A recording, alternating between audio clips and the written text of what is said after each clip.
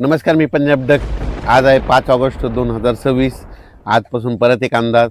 सर्वप्रथम नाथसागर आहे. नाथसागर जवळपास 93% भरलं आहे आणि तिथं रात्री त्याला पाणी सोडलं आहे.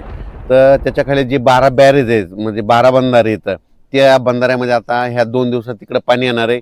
नदीकाठच्या शेतकऱ्याने आपण आपल्या मोटर असेल तर काढून घ्या, वरी घेऊन ठेवा, कारण की कोणत्याही क्षणी पाणी येऊ शकतं. आपली जनावरे नदीच्या काठी आता चरायला सोडू नका, बांधून देखील नका, कारण की पाणी गोदावरी नदीकडून डायरेक्ट नांदेडकर पाणी येणार म्हणून हे लक्षात.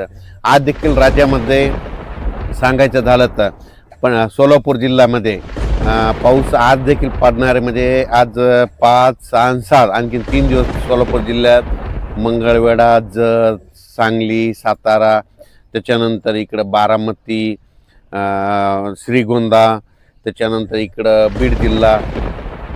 बीड जिल्हा अहिल्यानगर, त्याच्यानंतर पाथर्डी, ह्या पट्ट्यामध्ये कडाष्टी, ह्या पट्ट्यामध्ये आज 3 दिवस आणखीन पाऊस असणार आहे म्हणून हा अंदाज त्या शेतकऱ्यांना लक्षात.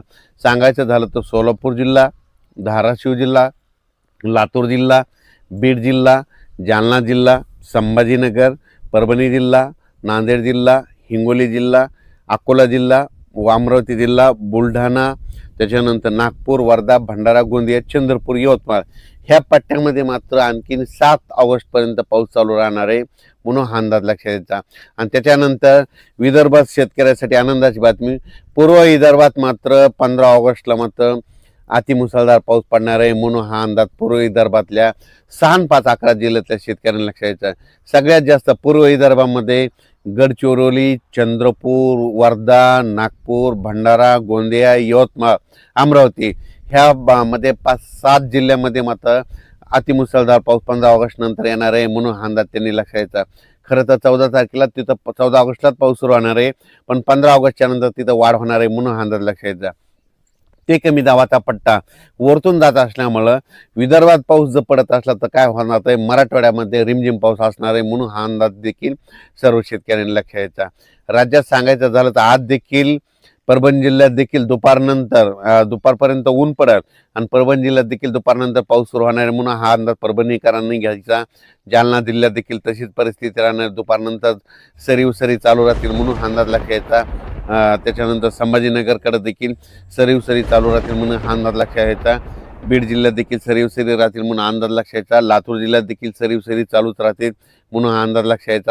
नांदेडकडे देखील सरी चालूच राहतील. नांदेड जिल्हा जरा नांदेड, धर्माबाद, बिलोली, तेलंगणा, डोंगळी तहसील त्या परिसरामध्ये थोडा जास्त पाऊस असणार आहे म्हणून त्यांनी अंदाज लक्षात द्यायचा. त्याच्यानंतर इकडं यवतमाळ जिल्ह्यात देखील सरी चालू राहतील. हिंगोली जिल्ह्यात देखील सरी चालू राहतील. वाशिम जिल्ह्यात देखील सरी चालूच राहतील म्हणून हा अंदाज लक्षात. आणखीन जवळपास सांगायचं झालं तर 3 दिवस म्हणजे आजचं 5 ऑगस्ट, 6 आणि 7 ऑगस्ट 3 दिवस असाच विखुरलेल्या स्वरूपाचा पाऊस पडणार आहे. सर्वदूर नसणारे अर्ध्या घंटाचा, 10 मिनिटाचा, 5 मिनिटाचा अशा सरी येऊन जातील म्हणून हा अंदाज लक्षात घ्यायचा. म्हणजे रत्नागिरी, रायगडपासून ते पालघर इकडं नाशिकपर्यंत त्या पट्ट्यात मात्र आज पाऊस परत पुन्हा जास्त सक्रिय होणार आहे म्हणून हा अंदाज लक्षात. महाबळेश्वरला पाऊस सुरू होईल, पुण्याकडे देखील रिमझिम पाऊस सुरू होईल. त्याच्यानंतर कोकणातला देखील पाऊस चालूच राहील आणि त्याच्यानंतर इकडं संगमनेर, अकोले, नाशिक, इगतपुरी तिकडं देखील पाऊस सुरूच राहील. त्याच्यामुळे काय होईल, नंदुरबार जिल्हा, धुळे जिल्हा, जळगाव जिल्हा तिकडं रिमझिम पाऊस सुरू राहील, सरी येतील म्हणून हा अंदाज लक्षात घ्यायचा. 4 ऑगस्टला काल दिवस मावळत असताना तांबडा आभाळ झालं होतं पश्चिमेला. ज्या ठिकाणी झालं ना तिथं 72 घंट्यात त्या ठिकाणी वरुणराजे हजेरी लावणं हे वाटल्यास निसर्गाचं कारण हे लक्षात ठेवा. तुम्हाला सांगू इच्छितो, इंदापूर, पुणे, त्याच्यानंतर इकडं पंढरपूर, सोलापूर, त्याच्यानंतर इकडं बीड जिल्हा, लातूर जिल्हा, जालना जिल्हा, परभणी जिल्हा, बुलढाणा जिल्हा, अकोला, अमरावती, यवतमाळ, हिंगोली, वाशिम, नांदेड, त्याच्यानंतर वर्धा, नागपूर, भंडारा, गोंदिया, चंद्रपूर, यवतमाळ ह्या पट्ट्यात मात्र आणखीन 3 दिवस सारखा पाऊस चालू राहणार आहे म्हणून हा अंदाज लक्षात जा. म्हणजे असा एकदम दिवसभर चालू नाही राहणार, फक्त सरी येत्या. काही ठिकाणी काय होईल, कडक जास्त जिथं ज्या ठिकाणी ऊन पडत तिथं मात्र जोराचा पाऊस 1 तासाचा पडणार आहे, म्हणून हा अंदाज त्या शेतकऱ्यांना लक्षात घ्यायचा. कोल्हापूरचा पाऊस मात्र ते सुरूच राहील. कर्नाटक देखील काय होईल, सरीव पाऊस सुरू राहणार आहे आणि तेलंगणात देखील मात्र थोडासा जास्त पाऊस असणार आहे, म्हणून तेलंगणातल्या शेतकऱ्यांनी अंदाज लक्षात घ्यायचा. तेलंगणात 15 ऑगस्टच्या नंतर जरा जास्त पाऊस असणार आहे, म्हणून तेलंगणातल्या सर्व छत्तीसगड त्या शेतकऱ्यांनी अंदाज लक्षात घ्यायचा.